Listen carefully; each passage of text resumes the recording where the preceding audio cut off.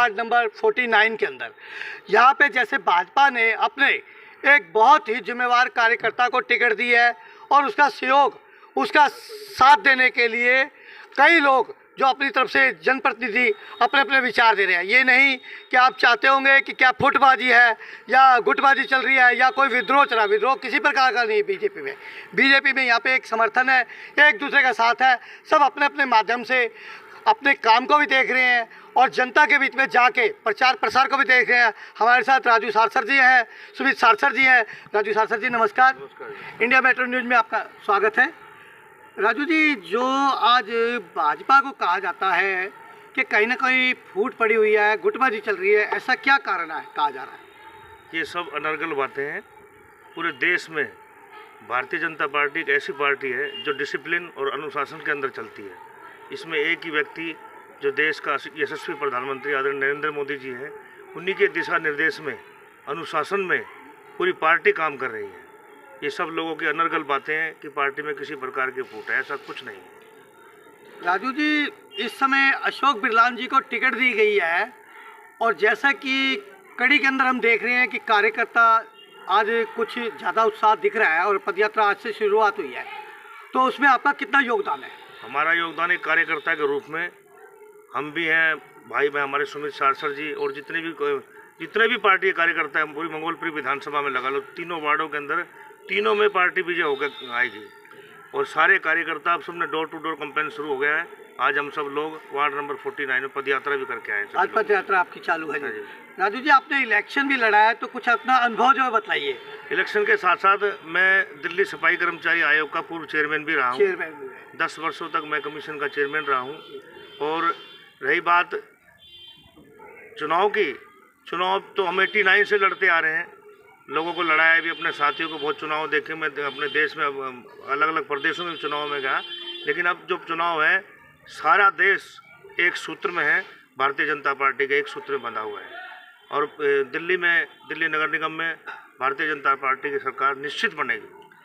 आपने अपनी जो कार्यशैली के अंदर 10 साल जो है मजदूर यूनियन में भी दी है, साथियों का एमसीडी में सहयोग भी किया है, तो कितनी कठिनाइयाँ आई? कठिनाइयाँ इतनी हैं कि हम बड़े ऋणी हैं इस देश के यशस्वी प्रधानमंत्री आदरणीय नरेंद्र मोदी जी के, जो इन्होंने दिल्ली नगर निगम का जो ट्राइफिकेशन पिछले भ्रष्टाचारी लोगों ने किया था, जो पिछली दिल्ली की सरकार थी, भारत की सरकार थी, उन लोगों ने दिल्ली का ट्राइफिकेशन, एमसीडी का ट्राइफिकेशन जो किया था, आज भला हो इस देश के प्रधानमंत्री नरेंद्र मोदी जी का, उन्होंने उसका एकीकरण कर दिया।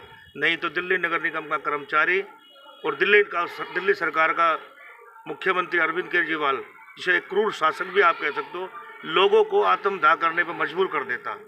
हम तो इस देश के गृह मंत्री अमित शाह जी का ही बड़ा सत्कार करते हैं, जिन्होंने एमसीडी को एक करके उन लोगों के पालन पोषण में जो आने वाली दुविधाएं थी उनको दूर किया है। एक अगर आप माइंड में ना लाएं तो मैं एक सवाल आपसे पर्सनल जानना चाहता हूँ। आपने कोरोना काल के अंदर कुछ लोगों की मदद की है आर्थिक रूप से, जो मैं उजागर नहीं चाहता, और आपने मीडिया में इस बात को उजागर भी नहीं किया, तो ऐसी आपकी भावना कहाँ से आई मन के अंदर? ये लोगों के अंदर एक सात्विक भावना होनी चाहिए लोगों करने के लिए। अगर आप किसी को करके दिखाते हो तो फिर वो आप कुछ कर नहीं रहे हो, वो एक सामाजिक कार्य नहीं है, वो तो एक आप किसी को आर्थिक दंड दे रहे हो। तो इसलिए आदमी सामाजिक व्यक्ति अपने कार्य को दिखाता नहीं है, वो काम करके अनुभव कराता है। क्योंकि मुझे लग रहा है कि आज प्रथम बार आपने ये बात की होगी, क्योंकि ये भी किसी को अभी तक नहीं पता कि आपने कितना सहयोग किया लोगों को। नहीं, हम आगे भी करेंगे, पहले भी करते रहे हैं। हम खुद भी ऐसे लोग परिवारों से ही हैं कि लोगों की मदद करना हमारा एक मतलब हर तरह से।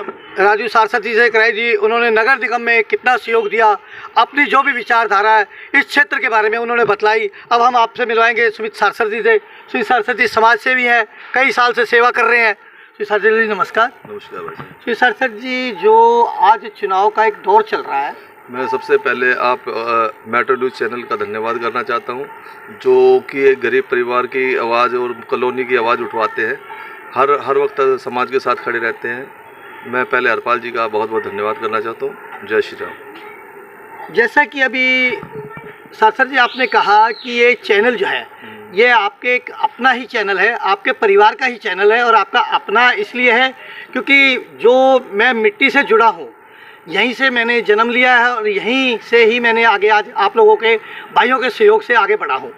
और मैं चाहूँगा सबसे पहले बधाई के पात्र आप लोग भी हैं, जो मुझे आप लोगों ने एक उंगली से एक मुट्ठी बना के और आगे तक पहुँचाया।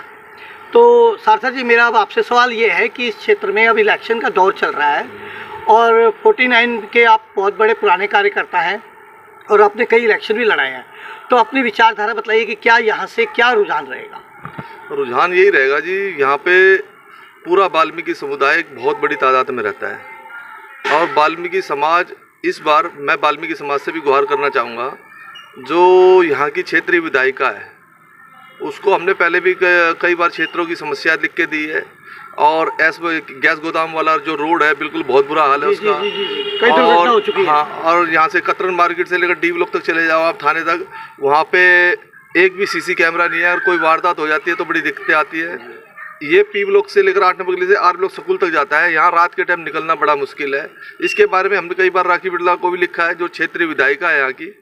पर ये जो क्षेत्रीय विधायिका है, ये राखी बिड़लान, इसने वाल्मीकि समाज के साथ कुठाराघात करते हुए इतना वो करा है। और यहाँ पे पहले जब चुनाव लड़ने आई थी तो वाल्मीकि समाज की बेटी हूँ मैं, आपकी बेटी हूँ, ये करके वाल्मीकि समाज ने इसको।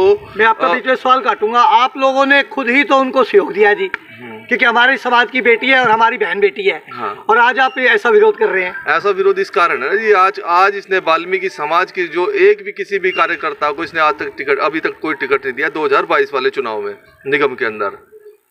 और जबकि राइट बनता था, वाल्मीकि समाज का राइट बनता था, जब ये अगर आप वाल्मीकि समाज की सारी सीटें किसी और उसमें बेचे जाओगे, अब जिसमें कि यहाँ पे वाल्मीकि समाज का एक बहुत बड़ा तबका रहता है तो उनका तो अधिकार बनता है ना। हम लोग तो भारतीय जनता पार्टी से, जिसमें कि हमारी पार्टी